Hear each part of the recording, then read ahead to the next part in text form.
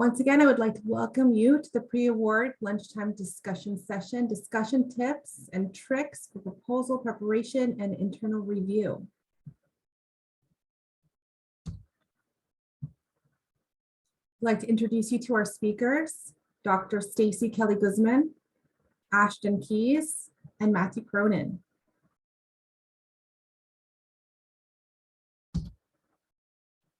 Now I'll hand this presentation over to Stacy, who will talk about getting started.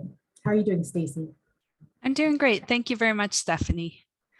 So in the interest of using this session to think of and to help share some tips and tricks with this topic with our colleagues during discussions, let's begin by focusing on what your thoughts are when you first dive in to either writing a proposal or reviewing a proposal for the first time. Are you the type of person to read all of the sponsor guidelines and funding opportunity guidelines before you pick up a pen or pull over a keyboard to write or review? Do you start by thinking of all of the key players and whether or not you're maybe the lead or the sub on the proposal to start to formulate your team? What budget amounts are needed? Do you start with the budget and then write or review the narrative? Or do you do it in reverse, starting with the narrative and then moving to the budget? Do you work on attachments and forms first, or do you dive into the narrative section? And do you brainstorm before you write or review by focusing on what you're trying to accomplish? So now we're going to break you up into smaller groups to have a discussion. For this part of the session, please choose one of the following prompts to talk about in your small groups. What do you do first when you sit down to write a proposal? Or what do you do first when you sit down to review a proposal? During your discussion, try to think of tips and tricks based on your discussion that you can share with the whole group when you return. We'll be asking you what tips and tricks you found to be helpful when getting started. I've also put a handout in the chat. Once you get into your breakout groups, you want to remind yourself what your prompts were. That's in the chat right now.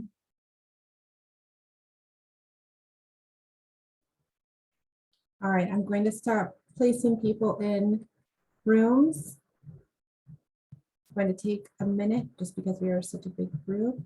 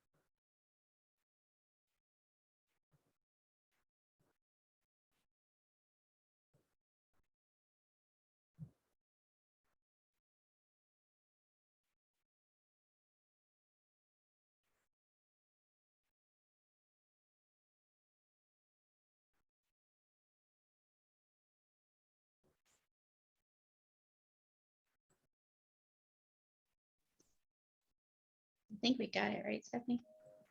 Yes. I would suggest, I don't know, how long did that take? It took a good 3 or 4 minutes. Yeah, I'm not sure that's the best way to move forward. Stacy, what do you think? Yeah, we could try. Wasn't there a quicker way to pull people into groups that we weren't specifying what group they were in? I didn't get an option to do that. No. The problem is because you're in a break room and then we're putting people in a break room, you Yeah. don't get the option to like automatically assign them. You have to go in one by one, say, go to this room. But then when they bounce, your whole thing bounces and you have to scroll down and then it bounces. That's I why see. it took so long. I see. Oh, we got a couple more. We could just talk this as a large group if you want to do it, maybe only talking in the chat. I thought you might want to know that there are several people that are in a breakout room called subgroup B1, that there's nothing happening there. And I think that they got pushed into there by accident. I'm not sure how to get them, how to notify them to try again. I tried again and got in this room.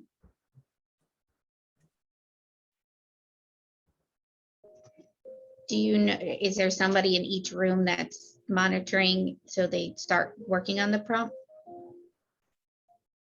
No, I don't believe so. There were only 3 of us. So it's up Yeah, I to think you. that's what's going on is nobody knows really to start. Yeah.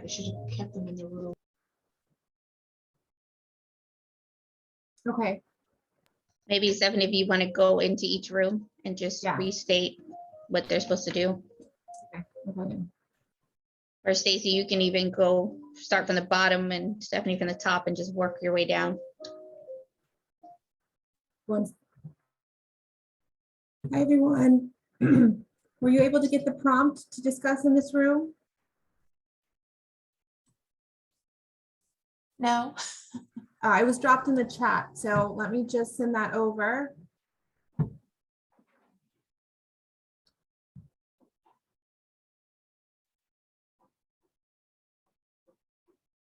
All right, do you see that?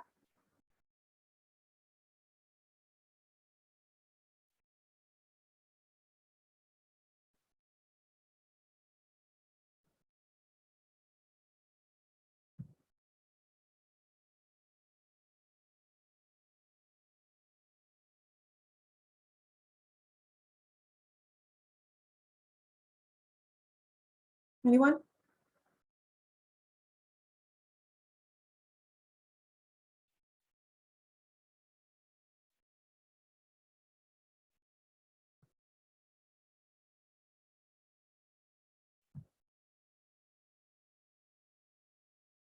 All right, well, we'll be bringing you back, or you can come back to the room when you're ready. We'll be bringing you back in about 4 minutes, or you can come back to the room when you're ready.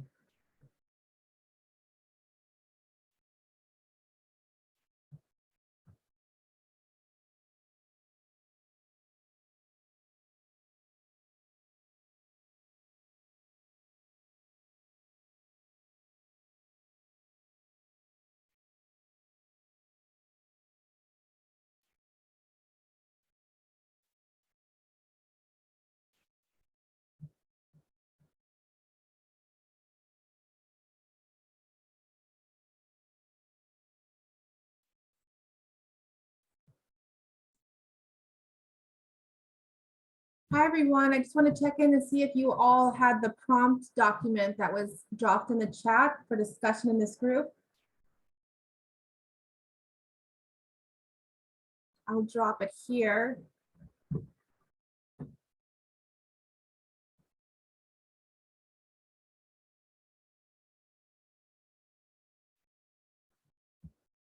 All right, please rejoin the main group when you're ready, or we'll pull you back in a few minutes.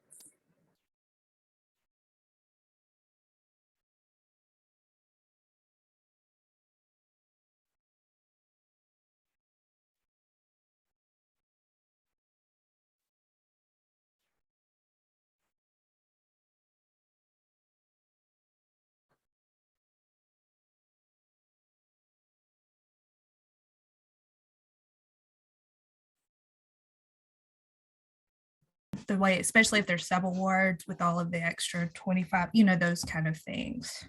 Right.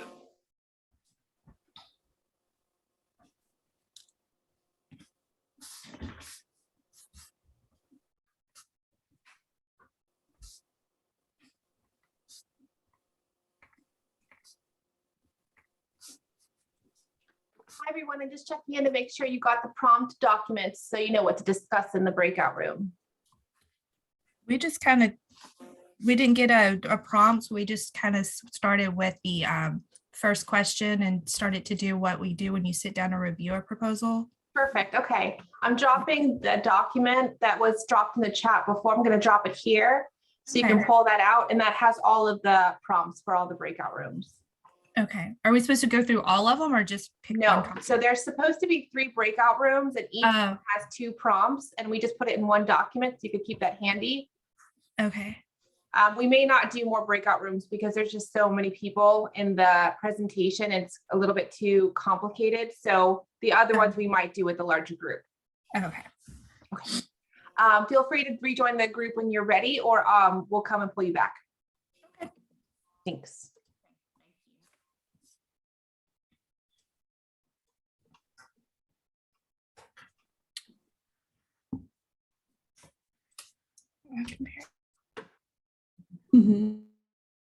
Now, somebody else usually does that, and then I look at it for, do I think they have the covered expenses to logistically carry out what they say they're going to? But I have done that, and yes, I have gotten napkins with like notes written on it and said, "Here, start a budget." I know. Or I've gotten lists, like very similar, usually just like lists of things. I'm like, I don't know how this fits into your study protocol. I don't know. Like when you say conferences, are you traveling? Are you host? Like, what does this mean? And I think some of them think I'm a magician. Yes. I've had faculty say, "Hey, I need something to do this with. Can you go find it and give me a quote?" Yeah. I'm going to jump in real quick. Yeah. And just sorry for interrupting. I just want to make sure you got the prompt from that chat in the main room. If not, I attached it here. It's got the 3 breakout rooms that we're supposed to do and the 2 questions that are in each. I think it's 2 questions for each breakout room, just so you have that handy. And then when you're done discussing, you can come back to the main room or we'll pull you back. Okay, how much time do we have if you pull us? Well, it's taking a little bit more time to get organized because we have such a large crowd. So it's probably going to be another 3 or 4 minutes. We were planning about 5 in total, but we're being flexible. Yeah, we're most of our people, I think, are multitasking. So they're just kind of listening, and Kristen and I are just kind of jumping around and talking about different multiple boxes. So that's great. That's great. All right. Thank you. You're welcome. Bye-bye. Let me see. I'm looking at it now. I guess there are other questions. I don't know if we'll move into another group to discuss. Do we move in? Right. So this is the first 2 for this breakout room. Okay. Okay. All right. Well, I think we've covered that really well. And we've talked a little bit about actually the other 2.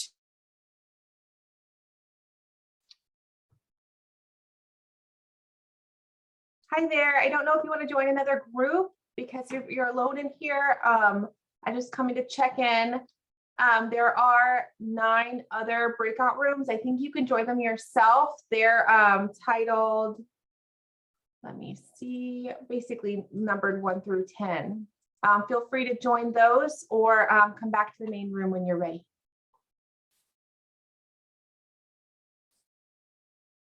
They're titled room B 1 through 10.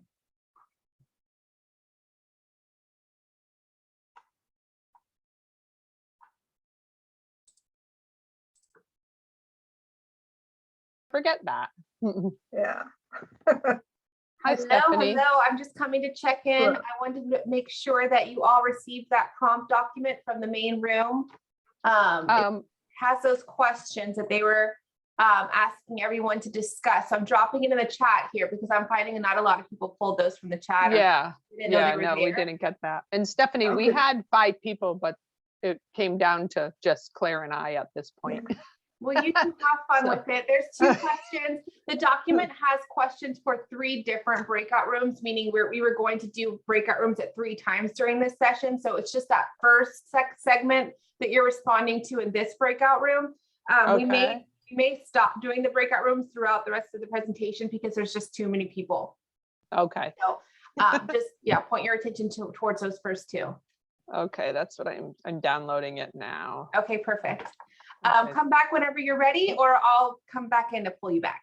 Okay, how long did you want us to do this? We were shooting for about 5 minutes, but with all the, reassigning and citing to rooms, we'll probably go for another 3-4 minutes. Okay, You can come back when you're ready. thank you. You're welcome. Okay, just trying to find it. Thought I downloaded it somewhere. I discovered I have too many files open here. Yeah, that's always my problem. Yeah, I've got way too much open. right. Oh. Oops.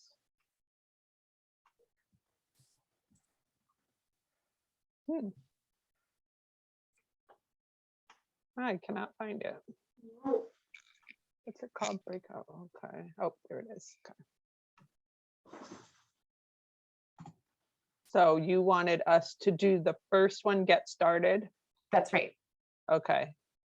Oh, so we were doing this. We were talking about, I'm a reviewer and Claire actually helps write. So we have both sides here. So that's what we're talking about. Okay, sounds good. Okay. Thank you.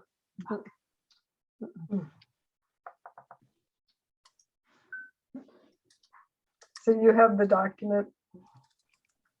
I do have the document. Do you want me to share it with you? If I can do that, I don't know if I can. Yeah, if that's possible. Yeah, I'm looking around here to see if, oh, it doesn't look like I can do that in a breakout room. Oh, wait a minute. Share screen.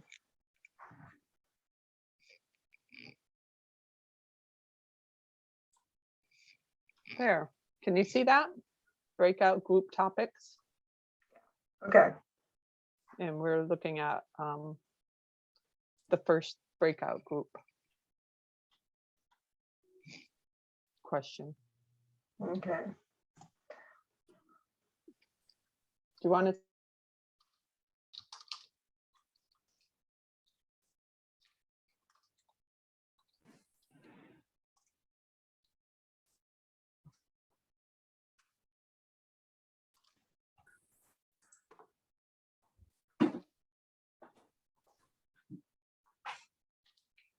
Stacy, let me know when you want me to pull everyone back in.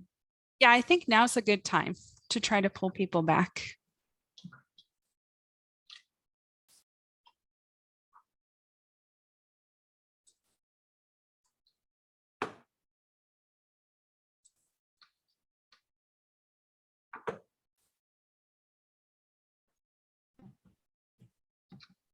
Okay, whenever you're ready.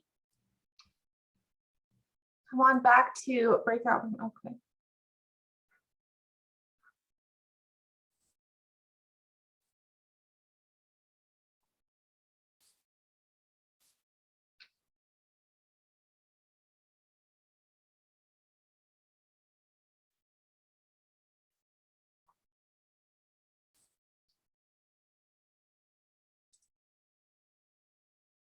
So that I can eat. Okay, Yeah. go right ahead. I Go am on. an hour ahead, so I won't do lunch until the next one and then we're not on.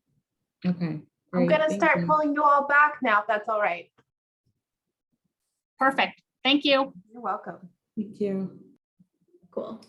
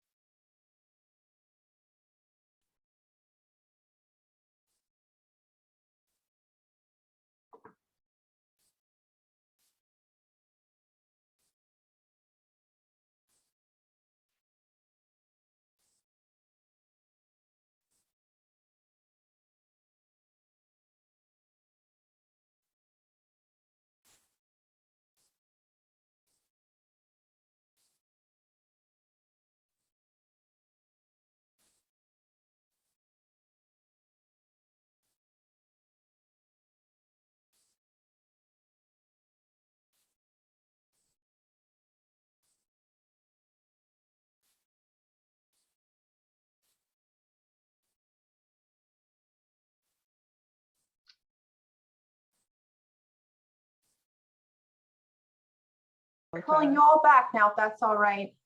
Yeah, Perfect. sounds good. Thank you. You're welcome. Nice to meet you, Claire. Nice to meet you.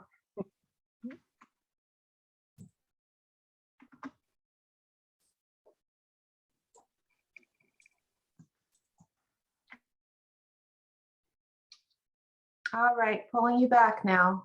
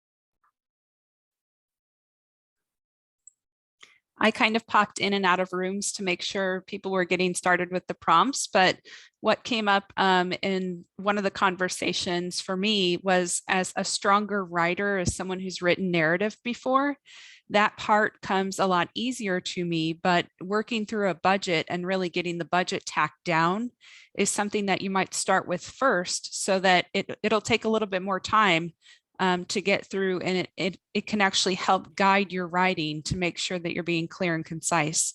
So I dive into the budget before I start on the narrative. Definitely. It looks like Michelle did share that spreadsheet that she had talked about in our group in the chat. So if anybody needs a template, that's really handy. Thank you, Michelle.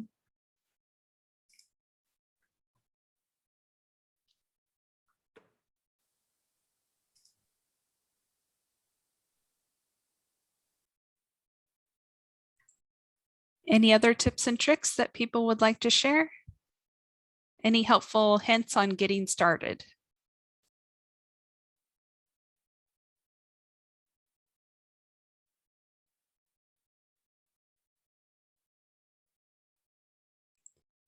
Stephanie, is everyone out of the breakout rooms now? Yes. Okay. I see pray and having a checklist also helps. That's a good tip.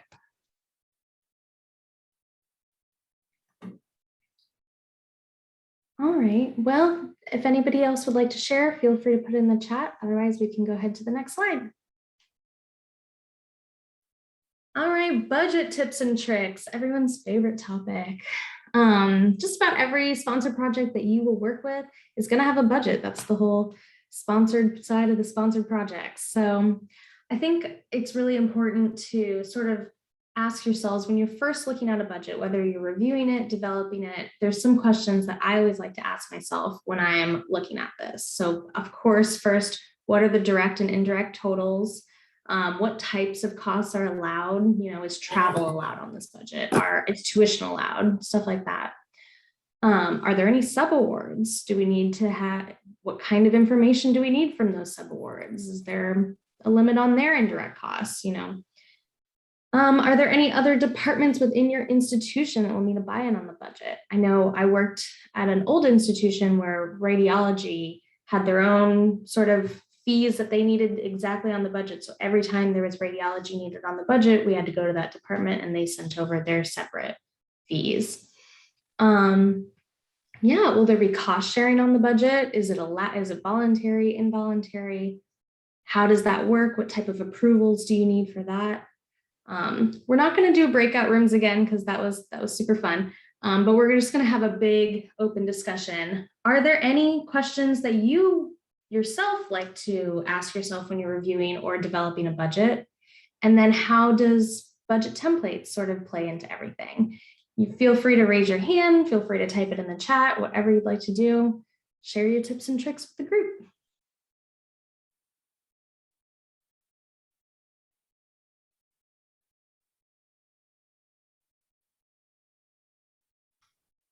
Oh, awesome. Diane said, along with allowed costs, look for required costs. Like, is there anything that needs to be, that the sponsor's saying has to be in there? That's awesome.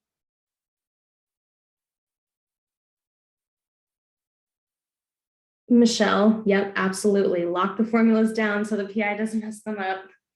That's good. If you've got it in your template already, if you've got certain formulas or whatever, it could be handy to lock certain columns or certain things down so that when you get the budget back, or if you're developing it and you need input from other people, when you get it back, you know what's happening and you don't have to sit there and figure it out. That's great.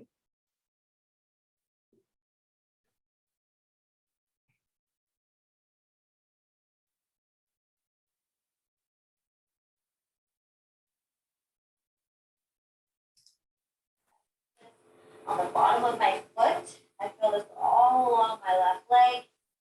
Now my hand.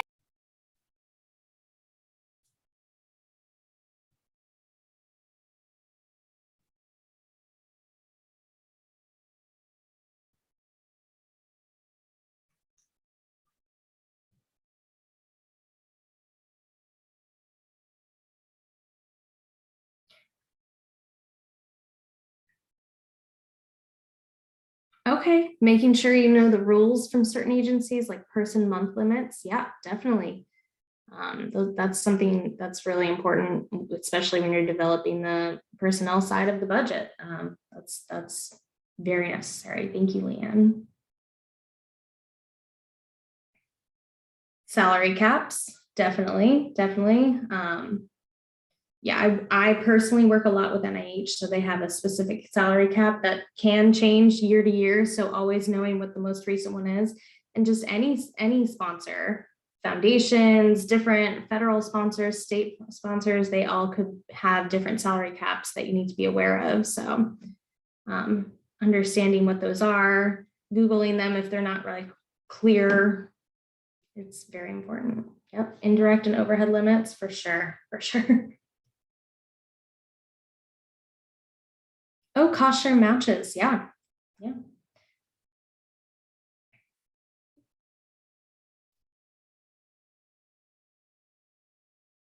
Okay. Ginny said that wage changes are really important, that they had an undergraduate hourly rate change. Yeah. Knowing those internally, externally, everything, that's really important when you're looking at your personnel in the budget.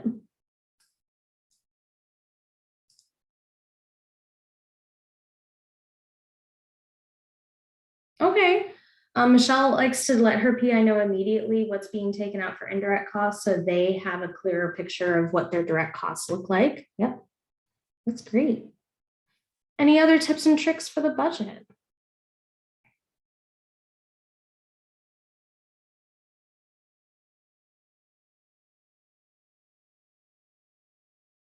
Great. Well, thank you guys so much for sharing. If you have any more, feel free to throw them in the chat, and I guess we can move on.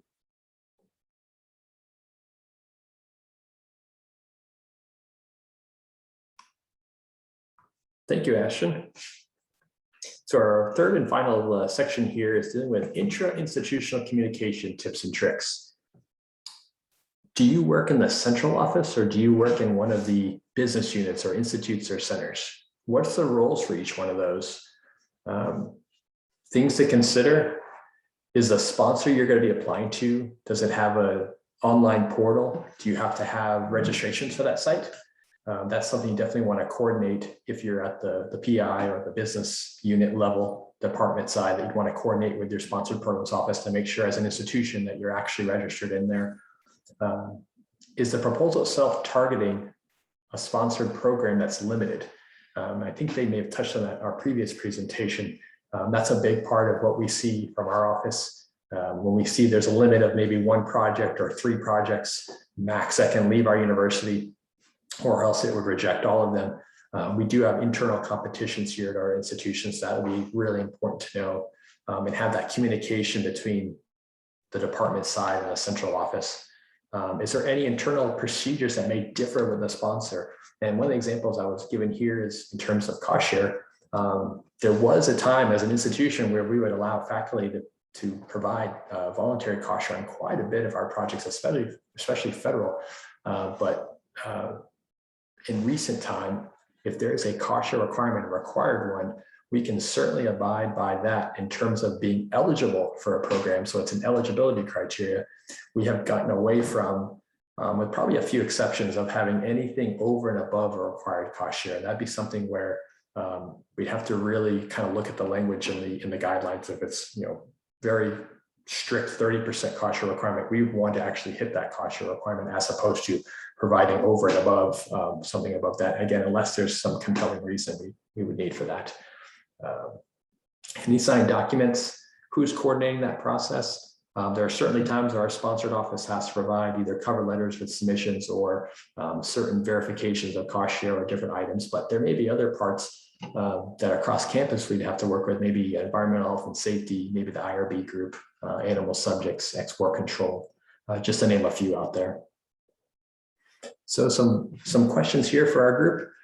What are any stumbling blocks that you run into when coordinating between your groups, so between your central office and the business unit, the college and the centers, individual ones?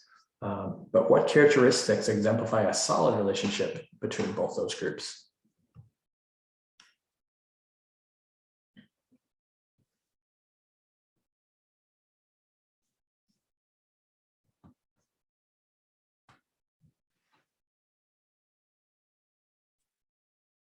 Feel free to put So your responses. Oh, sorry, Matt. No, you go ahead, Seth. I was just going to say, feel free to put your responses in the chat. We can also welcome you to unmute if you'd like to speak up, and we can start a discussion. And I see Ellen has responded here, says, I am in the central office, a pre-award reviewer submitter. All PIs are required to give us their passwords for a portal. We are the ones that actually submit the proposal. The department level does all the development of the proposal, re-reviewing to make sure they're compliant with RFP guidelines.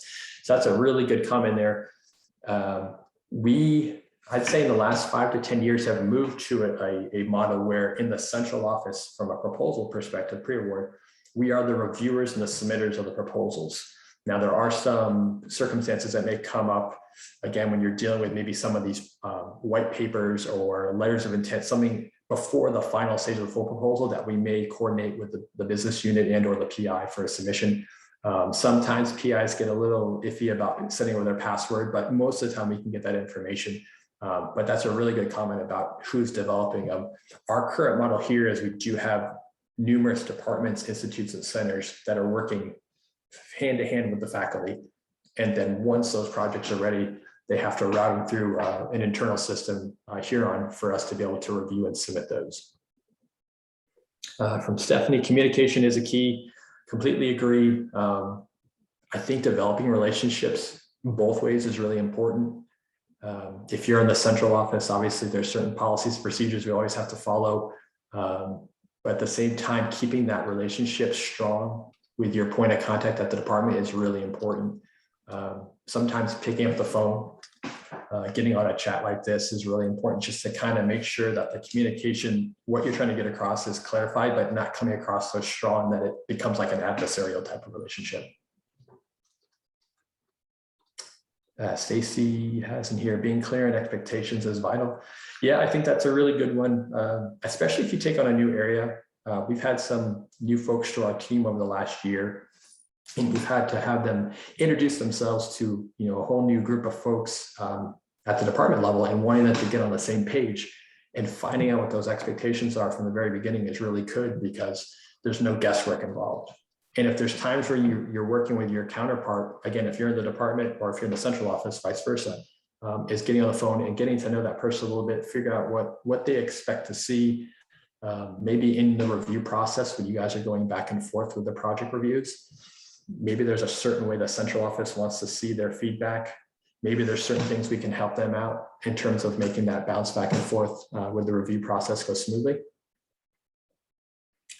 See, Ellen, being available to the development is also important to the developers. Matt, I know when I used to work at an old institution, we had so many people that were buying in on everything. Pharmacy had their own, buy-ins on not only the budget, but also just sort of the scope, what they were able to do, what they were able to offer. So I think meetings with anyone who's involved, just sort of getting everyone on the same page, hearing what everyone had to say, was really helpful, just to sort of, whether face-to-face or virtually, just sort of making sure that we're all clear on what our goals are. Yeah, and I think piggybacking off of, again, the last presentation, there was so much good info in there. I think keeping in mind timelines, keeping in mind what you have that you're juggling right now, when you're making those communications back and forth with your counterpart, it's really important. It really is important as well. I think one person had put in the comments earlier today that they said, hey, when you're working so hard and you're focusing so much attention on one that gave you so much time, and then someone comes out of left field and says, hey, by the way, I got one due, 2 o'clock tomorrow or 4 o'clock tomorrow, making that determination of where do I expend my energy, how much energy do I put toward it, and where should my focus be? Again, that may come down to some institutional policies. We have certain things here where it's understood if you come to a certain point, even if you get approval to proceed, the level of review and professional eyes on these projects is definitely reduced the later you come in the process. So if they have that expectation, I'm sure we all have our certain faculty that maybe are more a higher frequency coming in that late, or maybe a certain division across campus that's always seems to be kind of pushing the envelope. Having those expectations, I think, helps when you start trying to divide out your work, and maybe you're looking for some assistance from some of your colleagues. I think that's so true. And it might even be the case of where, as a PI, you're not fully aware of everything that's required by the Office of Research. So really being clear on what those timelines are and deadlines, and the expectations, like how we have it of the 5-day rule, or if there's a rule for submitting, making sure that they're very clear on those expectations up front can help them develop their timelines so that they don't get overtasked at the very end of trying to get something submitted. Yeah, and I think also, sorry, just mirroring what you were saying, Matt, going back to the previous presentation, reflecting on what works and what didn't once everything was submitted, and then sort of modifying how we do things moving forward. Maybe we need trainings on our policies and developing those on the quote downtimes that we have between submissions. That could be really handy, just to sort of reflect and see, like, how can we change things moving forward? No, that's a great point. I know within our core team here, that's been a discussion point in the past, is, hey, when you have those lighter weeks, when you don't have the high volume, what kind of things can you provide? What can further your job, make it easier, or make it easier to work with your group? Policies, procedures, making it known to the community what the expectations are, either through those procedures, having a sit down, even if it's virtually, with your counterpart, say, hey, we got those 3 projects out last week, but can we touch base now? It's kind of like an exit interview. Can we touch base on these things? Can we kind of move forward and make sure this is cleared up? And maybe they'll have stuff for you too. It's not always a one way on that. Sometimes, they're going to want to give their feedback about how they think things could run smoother the next time.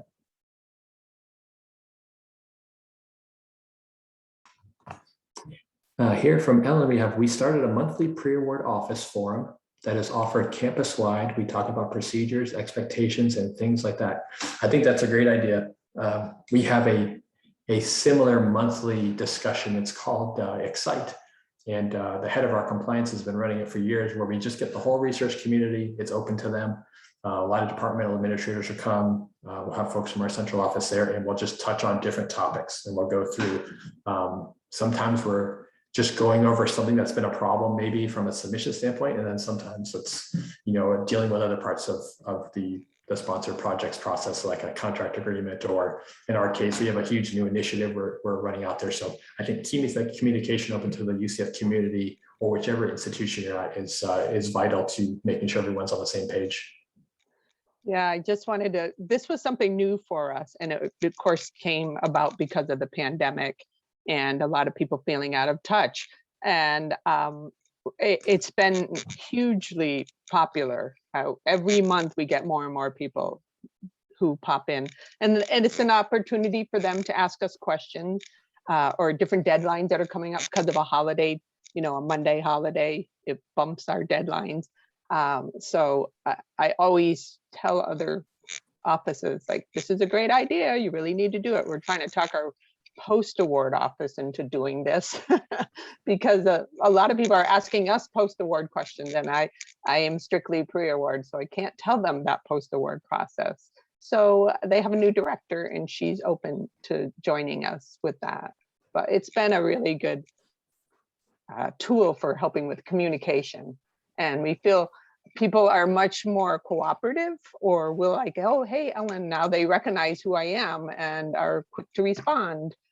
So that's been a really great thing that happened for our department. I just wanted to share that. Thank you. I appreciate that. Yeah, you also pointed out a good point, especially when a lot of people have gone virtually. It's easy just to see a name in an email and be like, oh, okay, them again. But when they actually see your face or hear your voice over the phone, like it kind of makes you more human, I guess. And like, oh, next time I see your name, I can connect it. And I'm like, oh, right, I need to respond to her. I don't know why that wasn't registering before. So what's interesting is our office has always been off campus. So we never had anybody coming into our office to meet with us or talk to us. It was mostly by phone. I have to say, they love the Zoom. It's instantaneous that, hey, can we Zoom? Sure. In 5 minutes, we get it all cleared out. The PIs are liking that. They're like, oh, it's so nice to meet you after all these years. They see your name, but they don't have a clue who you are, or they didn't even know where we were on campus. Or, like I said, we're just off campus, but they were like, oh, you're in that building? We were wondering who was there.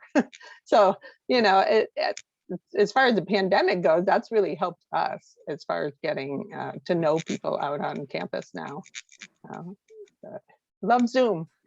No, it's a great point. Any type of human interaction is so important because, both sides realize, oh, you have family, oh, you have friends, oh, you have things outside of work that you're interested in. That kind of comes out along with, you getting the job done and getting the project out the door. So that's really good feedback there. Stacy, you had a comment here. It says, stumbling block could be if there is only one of you and so many PIs teams to coordinate with, it takes some time to delegate or coordinate across areas. Yeah, I think that came up in one of the earlier discussions when we were talking about getting started in one of the rooms I was in. The difficulty that comes with being at maybe a smaller institution where there's really only one person or very few people wearing the hat, trying to communicate across multiple teams, across multiple departments, multiple PIs, really does take a lot of communication with those groups, but also a lot of time and delegation to be able to figure that out. Yeah, and as I say, if anyone missed the very first presentation yesterday, I think that was Gloria, she touched on that aspect of delegation, just in case you have any fears of doing that and you have the people to do it. She gave some pretty good responses in there, so you can catch that, that recording at a later time. Any other discussion, either verbally or in the chat?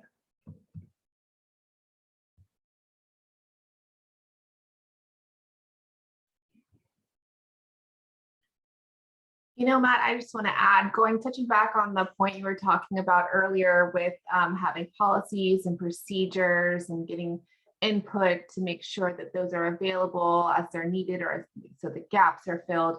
I also want to kind of point out how important it is to have internal procedures really clearly defined, even if it's not to a point where it is, a standard operating procedure that is published for the university. just for your own group to be able to come back to that and have everything in a place where if you have a question, it's answered somewhere. If you need a document, it's located, it's organized in a central location, I think is really key, especially, you know, when you're working with a larger university, or you have a lot of, you know, balls in the air, just to be able to say, okay, I know this is my repository, this has got what I need, and then fill those gaps as they appear. That can be a very difficult, sorry about that. It can be difficult when you have a question, you can't find the answer.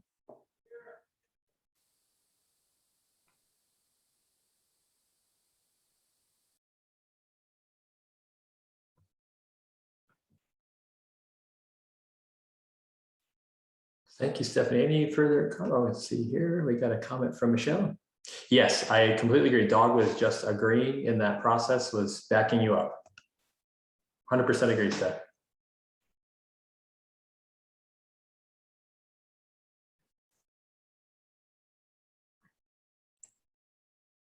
Well, I'd like to know if there's any tips or tricks that were shared throughout the group discussions, maybe when we did do the breakout rooms, anything that we haven't discussed so far that you'd like to contribute to the larger conversation.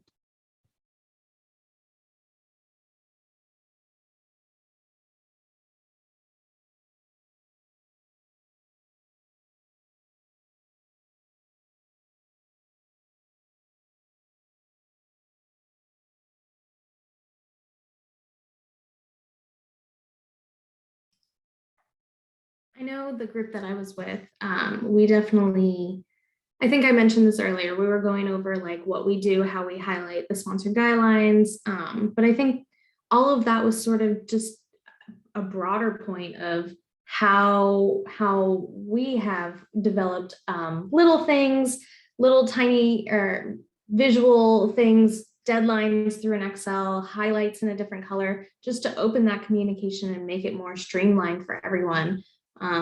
If there's any, you know, finding little things that you can do just to make things a little bit more clearer for somebody else who may not have done this before, or is doing so many of them, they don't have time to really sit down and look. Just something you can ping to everyone and make it easier. That's such a good point. And when you are talking inter-institutionally across different departments too, having some way of communicating in a way that everyone has access to that, can refer back to that, and can have it, like you said, color coded, or somehow provide the intent of this communication was for your area. That's so important for someone starting out brand new that might be able, kind of working on figuring out where they fit into the larger organization and who they need to communicate with.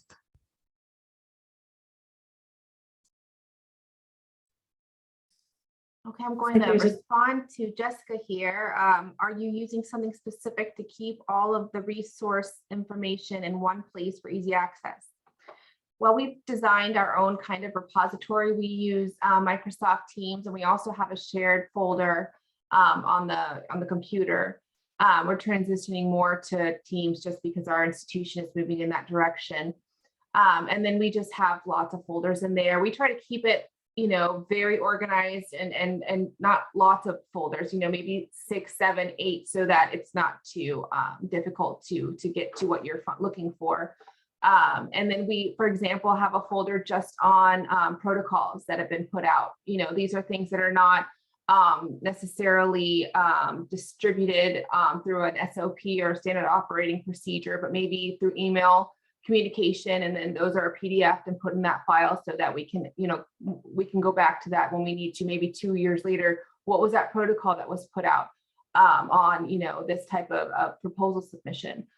We have another folder that consists of terms and conditions that we've already completed and submitted, so that we can refer back to them and we don't have to, you know, redesign the wheel every time. And we can remember, oh, what were the answer to these questions that I put, you know, 6 months ago when I did the same terms and conditions, or I'm sorry, not terms and conditions, representation certifications.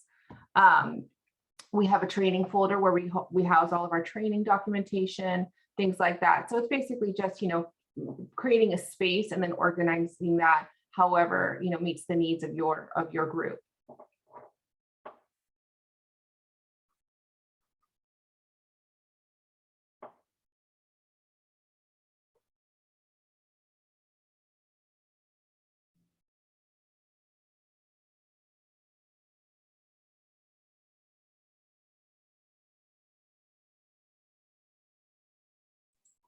Looks like Ellen said we use Teams and OneDrive with common folders, and we're working on a book of knowledge as well. Vitally important. Yeah, what we've been doing there is just gathering, just like she had said, all of the sponsors. I do all of the nonprofits and corporations. And so there are a lot of odd, quirky RFPs. And so I started this folder and my supervisor really liked it. And she's like, can you start doing this for everyone? So I gather all of the information we get from DOD, NIH, you know, anything like that, and keep throwing it into this common folder. So we're calling it our book of knowledge that we hope someday will be easy to pass. We have a lot of institutional knowledge and experience, and they're all retiring. So I'm trying to get that vital information from them. Like cost sharing was a huge issue. There were 5 different ways everybody was trying to figure out how to do that. And finally, I got the director who was retiring to sit down with me and write down everything she had done on it. She was the director of Post Award, so she was really helpful. So that I've now been tasked with the book of knowledge. So everyone always is sending me things. Here's for your book of knowledge. So that's been a big project, but it's been helpful. I find myself referring to it. You know, what was that odd indirect cost that they wanted to use for this particular fellowship, or, you know, that kind of thing. Exactly. So, Yeah. And you know where to go to look for everything. right. And that's what we've been doing. It was very neat, and now it's kind of gotten big again. So hopefully I'll be able to pull it back in and update it a little bit.